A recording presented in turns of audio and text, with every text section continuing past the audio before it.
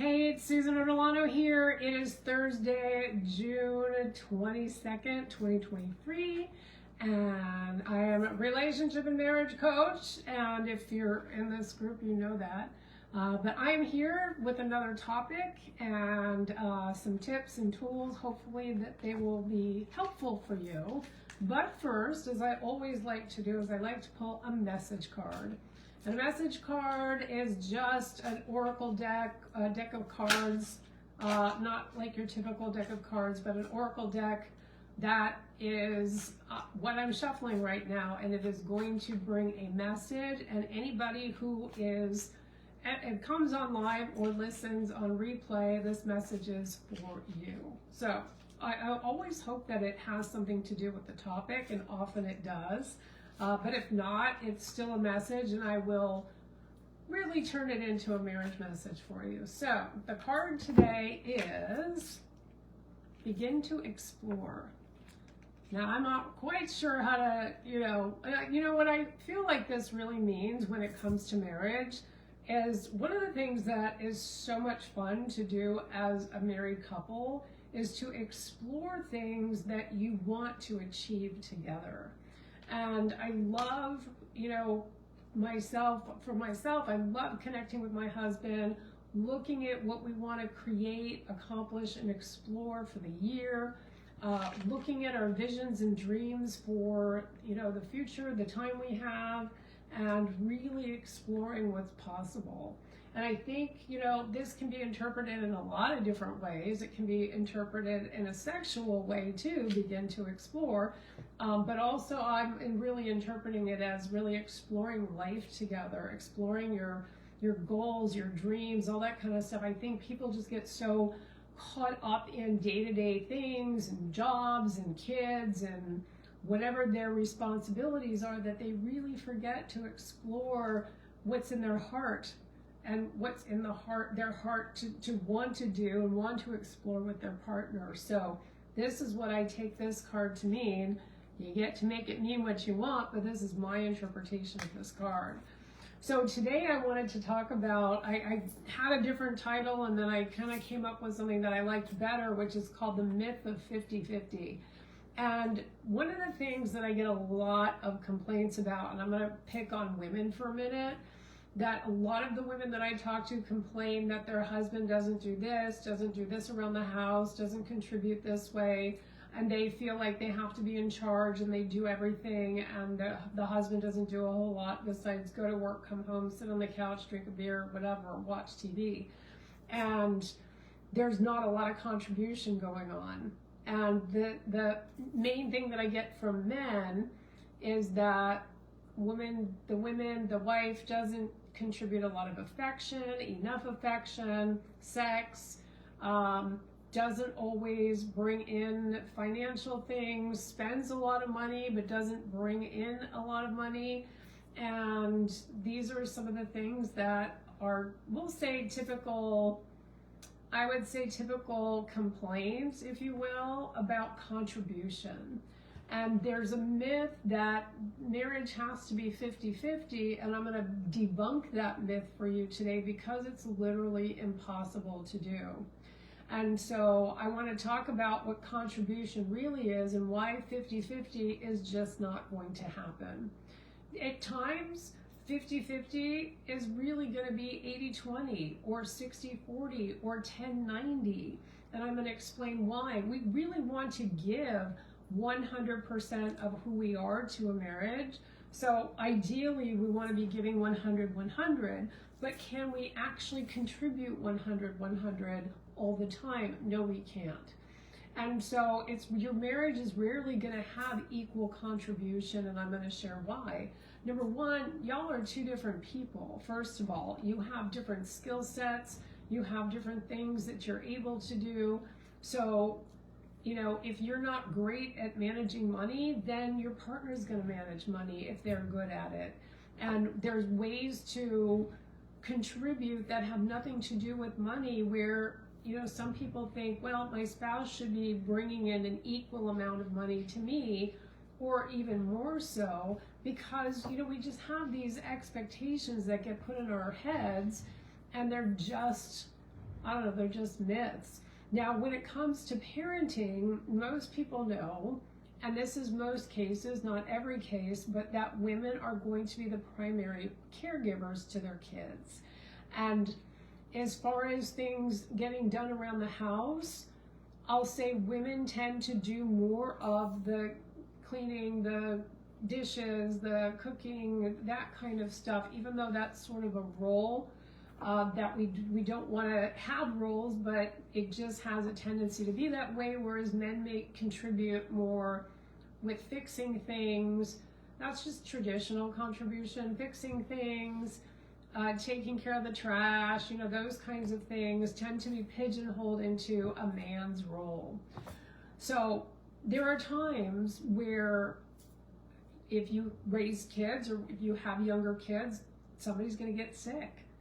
Or when you had children that were newborns, you're not going to be 50-50 on who's getting up in the middle of the night to feed the baby or who's going to change the diapers. There are moments where one person may have an early work schedule and the other one takes the kids to school or picks the kids up or takes the kids to activities. So it's really not going to be 50-50 from that perspective either. Now, again, it's like if two people are working, unless you have the same exact job, for example, a profession that does not discriminate between male and female is teaching. So if you are a teacher and your spouse is a teacher and you have the same amount of seniority and the same amount of education and started at the same time, of course, that's seniority, then you're probably going to be bringing in equal salary. But outside of that, there are very few professions where you're going to be bringing in an equal amount of money. And that's just truth. Because one person may be doing the job that pays $200,000, $300,000 a year. The other one may be a teacher making, $60,000, $70,000 a year. And that's just not going to be the same. But is that a deal breaker in a marriage? Absolutely not. Contribution comes in so many forms, and sometimes your partner is going to be sick or have some kind of situation going on where you're going to need to step up and do a little bit more for a little while. Somebody, for example, when my husband lost his mother, 2013, he went into grief. He took time off of work. He went into grief. He wasn't quite, he was functional, but he wasn't quite fully there. And so I stepped up and I was contributing more. I was taking care of more things so that he could have his grieving process. My mother passed away in 2021. My husband stepped up to, do some care. I actually fell after my mom died.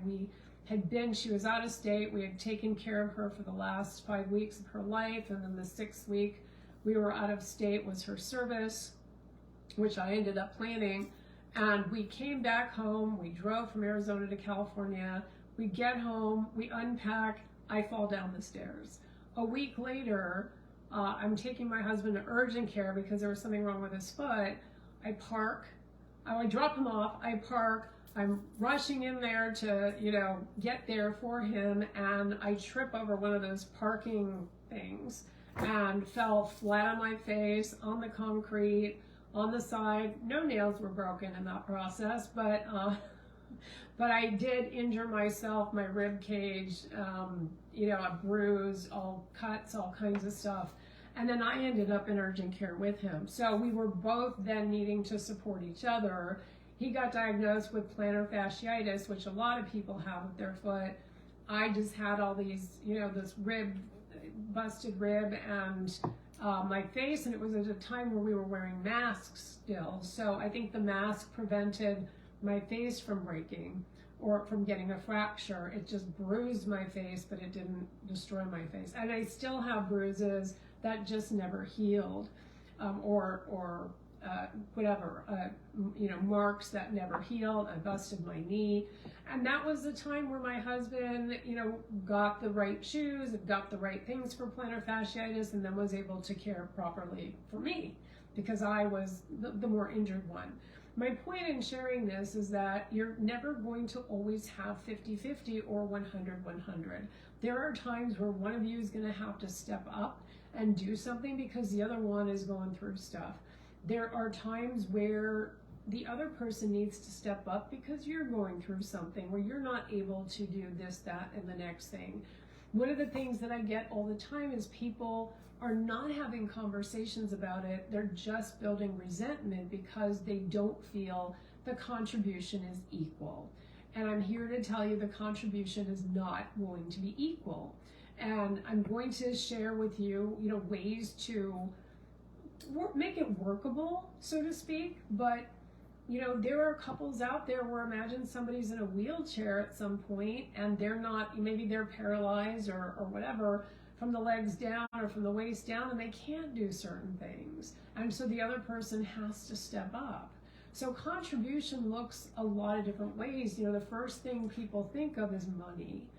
Who's contributing the most money?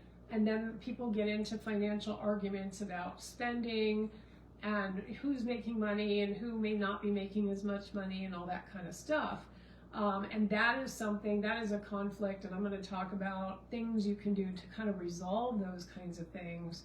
But there are, again, it's like somebody's not affectionate enough, somebody's not, the sex life isn't going well, and somebody's always saying no, or not always up for it, or too tired. Maybe somebody works late a lot, or has just a different schedule than the other person does, and they don't get as much quality time together. Maybe somebody is just a better cook and tends to do more of the cooking and the cleaning and all that kind of stuff. There are so many areas of life and in marriage where it's just not going to be equal.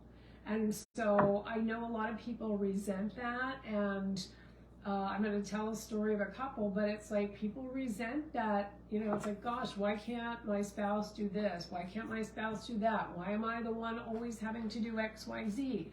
And I'm going to talk about solutions to that, but first I want to share a little story about a couple. So I call them Raymond and Ashley because when I talk about the clients that I've worked with, I do not use their real names.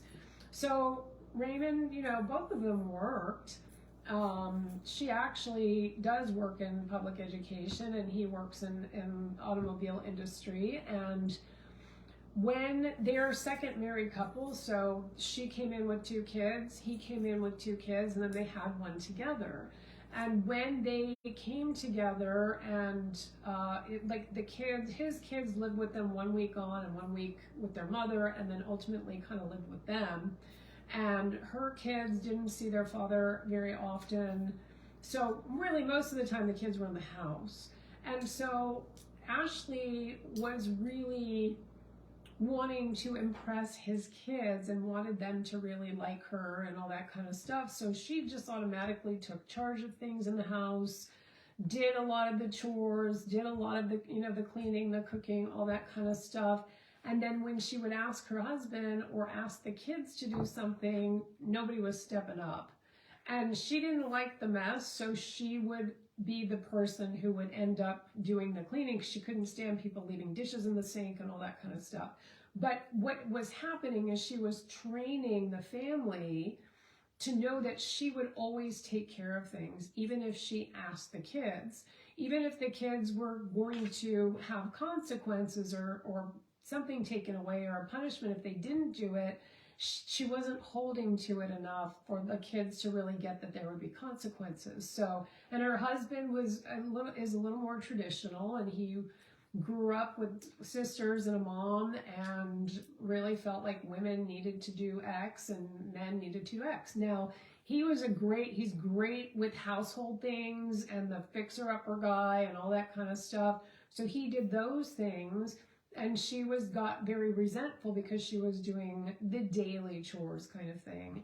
And even when the kids left, who were still not fully stepping up, as she wanted them to, he still wasn't doing all the things that she needed him to do. Now, granted, they had different skill sets. He's amazing with household stuff, amazing at fixing things up, replacing floors, like all kinds of things.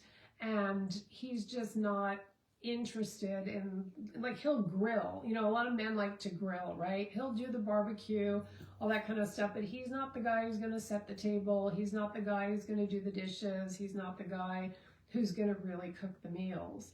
And so this was a big issue for them, and it is a big issue, I know, with parenting. Again, I know it's a big issue with a lot of things for people, and it creates a lot of conflict. So with this particular couple, you know, it's like in some way you have to accept what your partner can contribute. If he's not great at doing dishes, Lord, please do not have him do dishes, because they're not going to turn out well. He runs the finances, she doesn't, it's not her thing, all that kind of stuff. But if you look at contribution, you want to do, and this is something that I would really recommend having conversations about, even if you've been married for years and you're in conflict about it. I love it when that happens. Sit down and look at all the to-dos that need to be done to keep the household running, for all the meals, for everything that needs to be done, whatever needs to be done. If you still have kids in the house, just write out the whole list. And then you want to look at who does what best. For example, in my house, I'm not sure I'm allowed in the kitchen.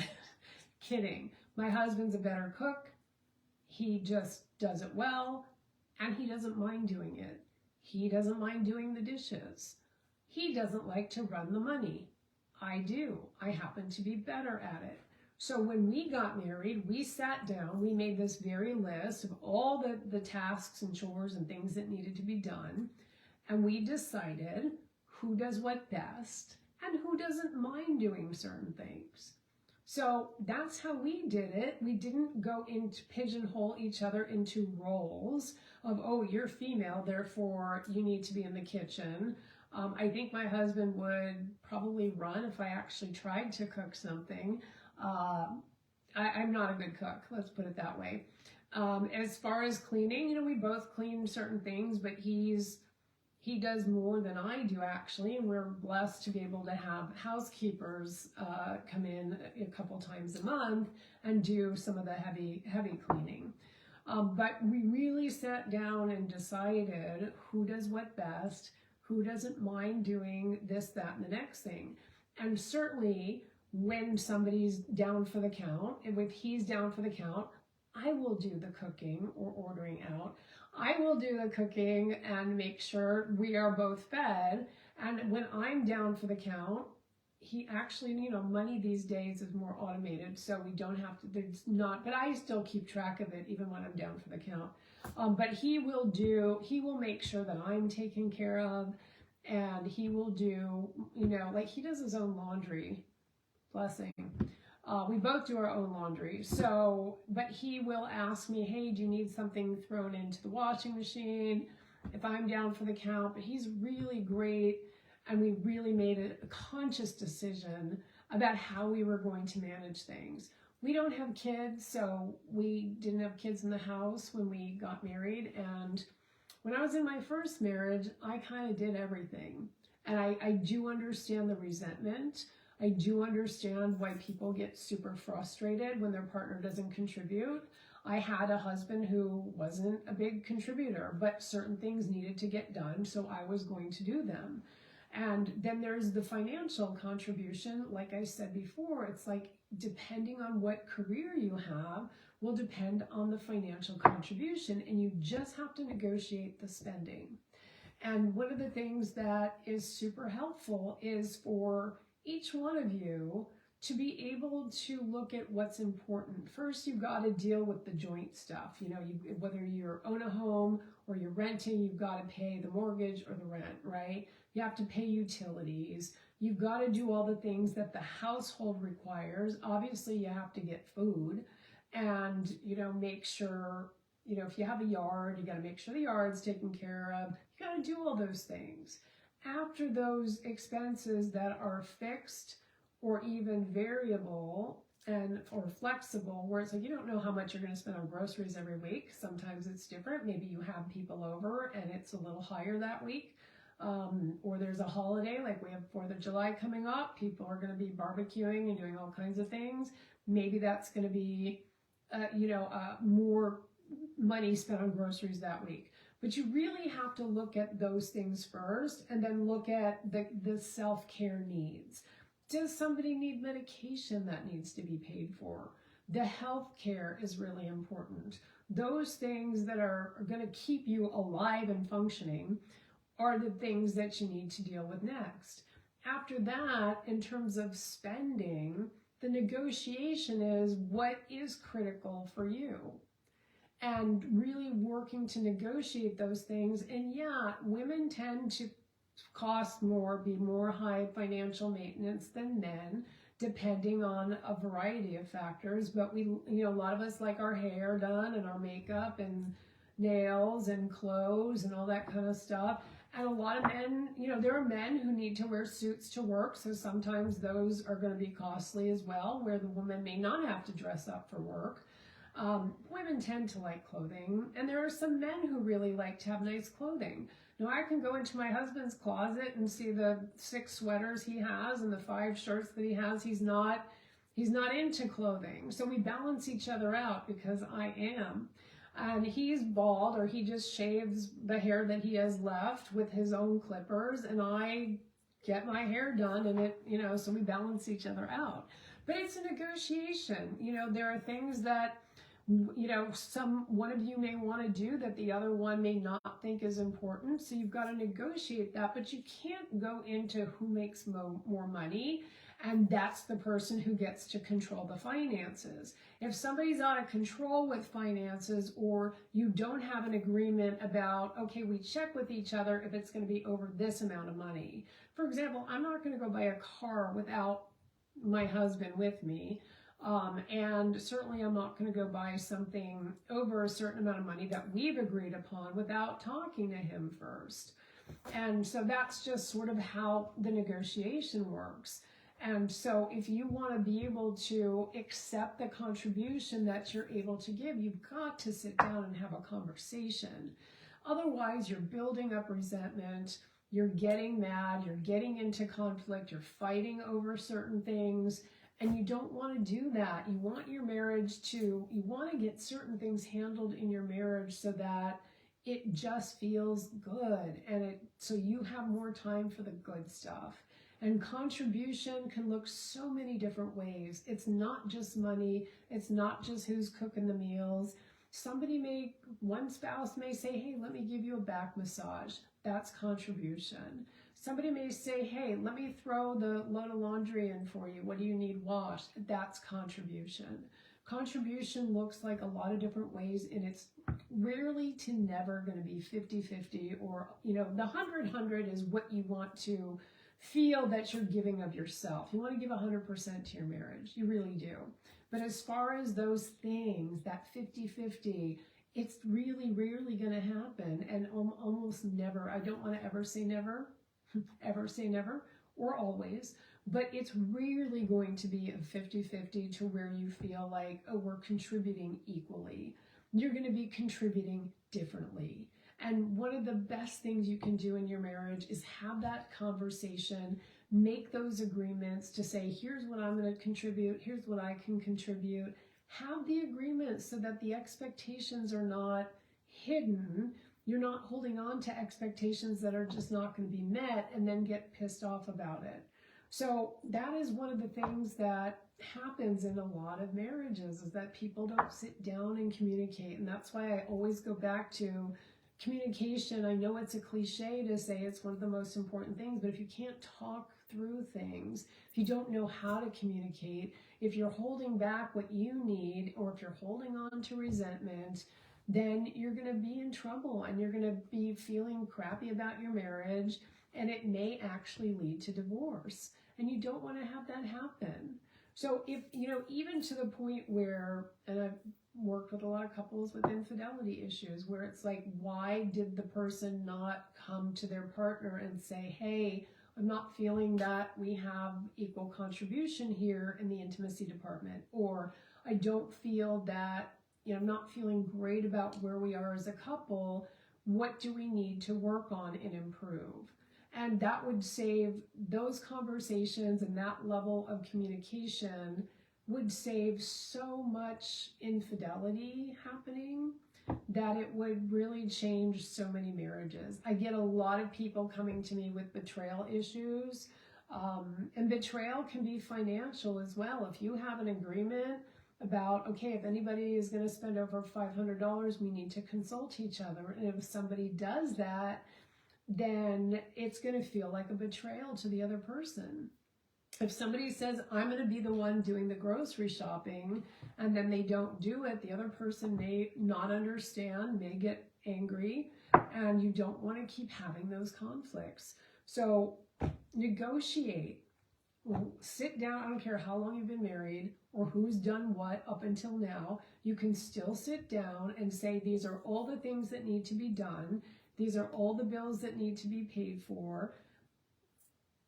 Do all that stuff, sit down, negotiate who's going to do what, make those agreements, and you're going to have a much smoother ride in your marriage.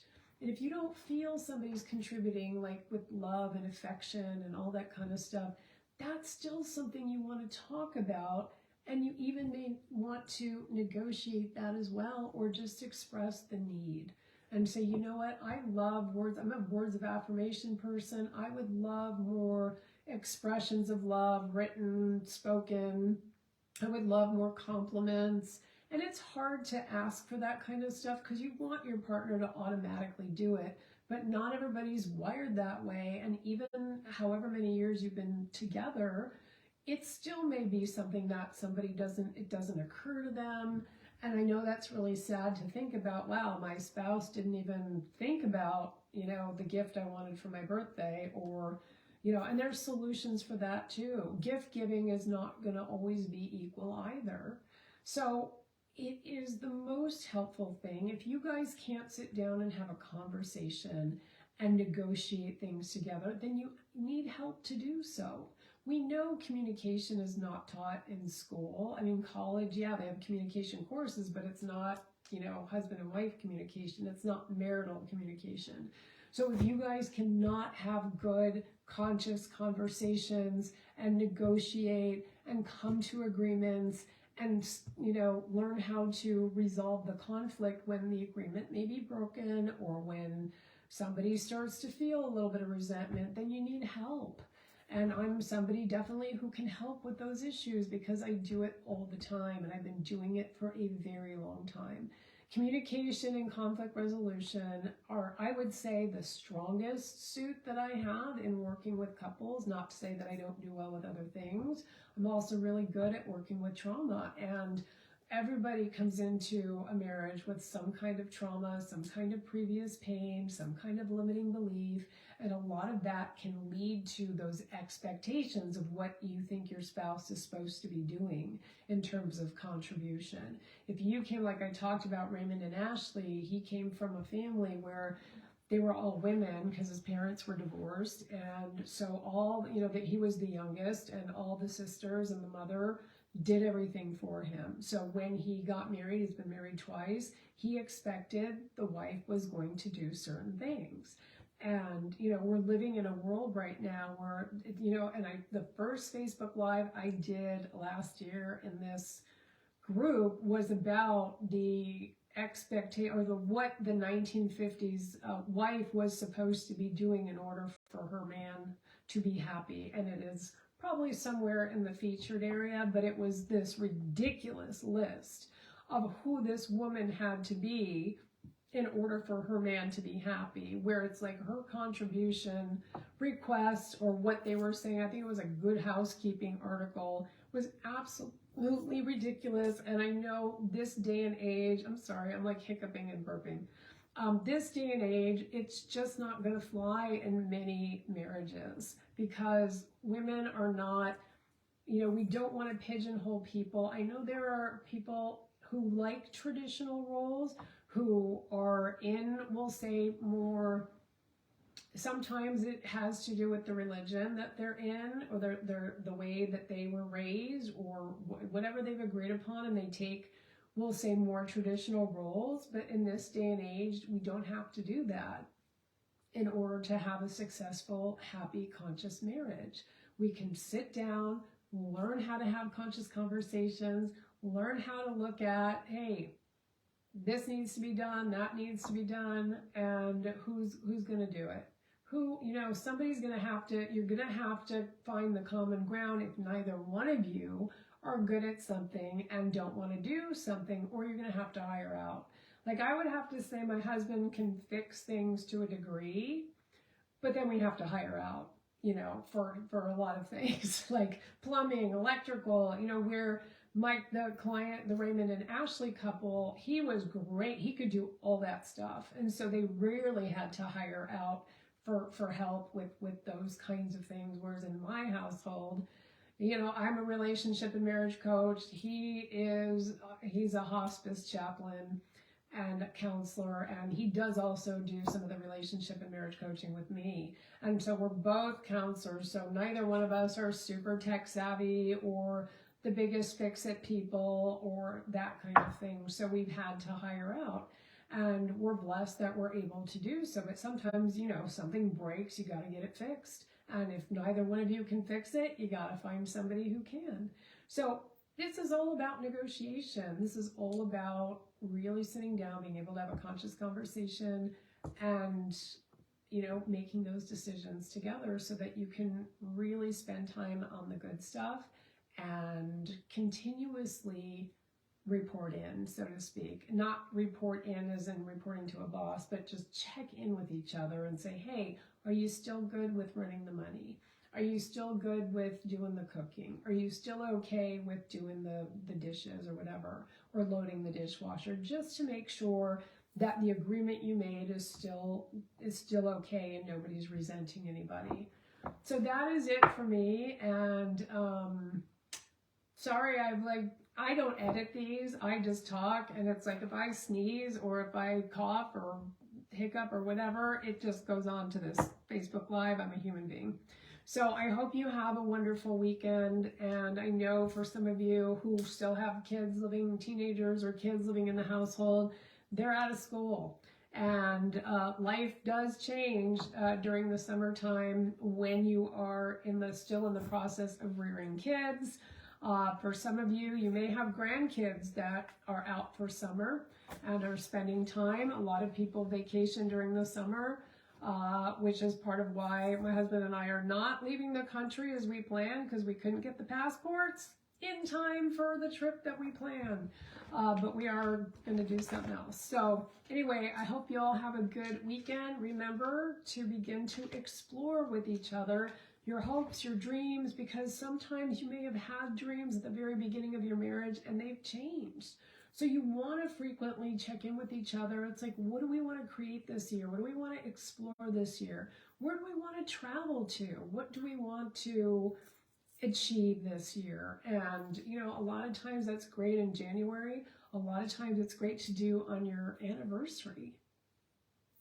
So that's it for me. I hope you have a great weekend, and I'll be back next week. Bye now.